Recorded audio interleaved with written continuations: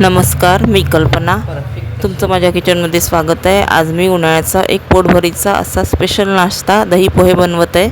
त्यासाठी हे बघा, मी इथे आता उन्हाळ्यात आपल्याला खूप जड वस्तू खायला आवडत नाही, तर हे दही पोहे एकदम शांत होतात. आपल्याच पोह्याप्रमाणे हे पोहे बनवतात, पण त्याच्यामध्ये थोडं दही घालून आणि हळद न घालता हे पोहे बनवा. आणि आलू, बाकी सगळ्या गोष्टी, कांदे, तुम्हाला ओले वाटाणे वगैरे काय टाकायचे, शेंगदाणे वगैरे मी टाकलेले आहे आवडीप्रमाणे. पण आलू आणि हळद न घालता झटपट हे पोहे बनतात.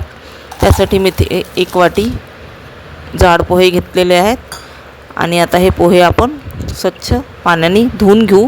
आधी पोह्यातला सगळा कचरा काढून साफ करून घ्या. त्याच्यानंतर हे बघा, इथे मी 2-3दा पाणी तुमच्यासमोर टाकत आहे, कारण एका पाण्याने धुतले तर याचा काही मळ स्वच्छ होत नाही. त्याच्यामुळे याला 2 ते 3 पाण्याने स्वच्छ धुवा. एकदा धुवा, पाणी काढून फेका, आणि दुसऱ्यांदा पण पुन्हा 2-3दा तीच क्रिया करा. आणि स्वच्छ झाल्यानंतर आता आपण याला एका चाळणीमध्ये उलटवून घेऊ. हे बघा, पुन्हा मी पाणी टाकलेलं आहे, कारण याच्यामध्ये माती वगैरे राहते कचकच, ती पूर्ण निघून जाईल. आणि हा नाश्ता खूप स्पेशल आहे, एकदम शांत वाटतो पोटाला. दही आणि साखर थोडी पोहे घाला याच्यामध्ये, मस्त आंबट गोड पोहे होतात.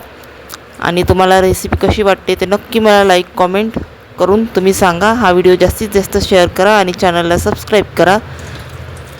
आता पोहे आपले पूर्णतः धुवून झालेले आहेत, तर पोहे चाळणीत उलटवून घेऊ. आणि हे बघा, पोहे बनवताना थोडं त्याला पाणी ठेवा.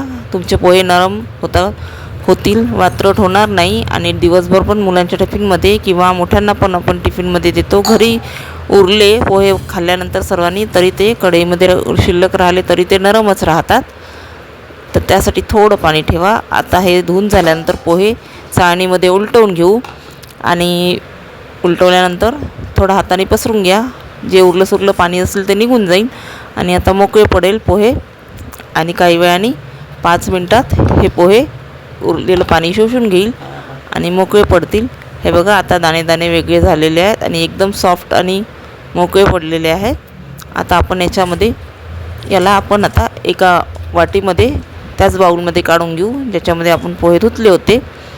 आणि त्याच्यामध्ये काढून आपण समोर इथे आता याच्यामध्ये थोडं दही टाकू. हे बघा, असं चम्मचनी, माझे 1च वाटी पोहे आहेत त्याच्यामुळे छोट्या चम्मचने मी थोडंसं घेतलेलं आहे. तुम्ही जर जास्त नाश्ता बनवला ना, तर जरा 1 किलोच्या जवळपास वगैरे असलं तर वाटीनी घाला, अर्धा वाटी 1 वाटी असं. आणि पाणी थोडं कमी ठेवाल मग, कारण नाहीतर एकदम भिजट होऊन जाईल, मोकळे होणार नाही. आणि दही टाकल्यामुळे मग ते पुन्हा नरम सॉफ्ट होतील, म्हणून पाणी थोडंसंच ठेवायचं, एकदम जास्ती नाही ठेवा. नका ठेवू, नाही पूर्ण काढून घेतलं तरी चालेल, कारण दह्यामुळे त्याला ओलावा येतो. जनरल पोहे जर बनवत असलं आपण दही न टाकता, तर त्याच्यामध्ये तुम्ही थोडं पाणी ठेवा. नेहमी मी ठेवते, एकदम नरम होतात पोहे, सॉफ्ट, एकदम दिवसभर जशीच्या तसेच राहतात.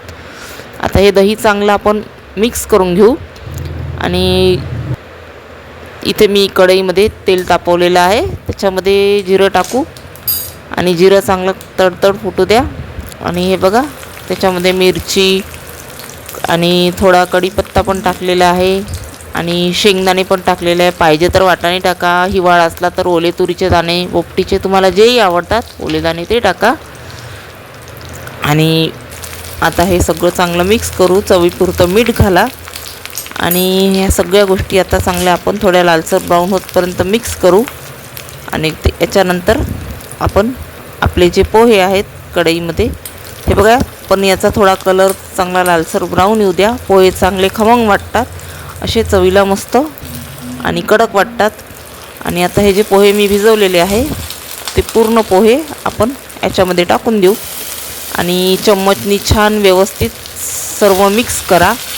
आणि खूपच लवकर होतात हे बघा. याला मला बनवायला, भिजवून सगळ्या गोष्टीला फक्त 5 मिनटाच्या आतच वेळ लागला. मी सकाळीच ही रेसिपी बनवली आणि आजच व्हिडिओ अपलोड केलेला आहे. पुन्हा तुम्हाला कुठली रेसिपी पाहिजे ते मला कमेंट करून सांगा. आणि मी याची टेस्ट केली, मला खूप आवडले. तुम्ही पण ट्राय करा आणि टेस्ट करून मला नक्की सांगा की तुम्हाला ही रेसिपी कशी वाटली. हे झटपट पोहे, दही पोहे कसे वाटले. हे बघा, तडकावरती टाकून कोणी करतात, पण मी तसे नाही करत, कारण खमंग असे पोहे असेच चांगले वाटतात. आणि वरून थोडी हिरवी ओली कोथिंबीर घाला, छान फ्राय केलेलेच पोहे चांगले वाटतात. वरून तडका पूर्ण सगळीकडे लागतो, पण ते थोडे भिजट पांचट वाटतात. आणि व्हिडिओ आवडला तर थोडी आता वरून चवीपुरती हे बघा इथे साखर टाकू आपण. आणि व्हिडिओ कसा वाटला ते नक्की मला कॉमेंट करून सांगा. आणि लाईक शेअर सबस्क्राईब चॅनलला नक्की करा. ओके बाय, पुन्हा भेटू. टाटा.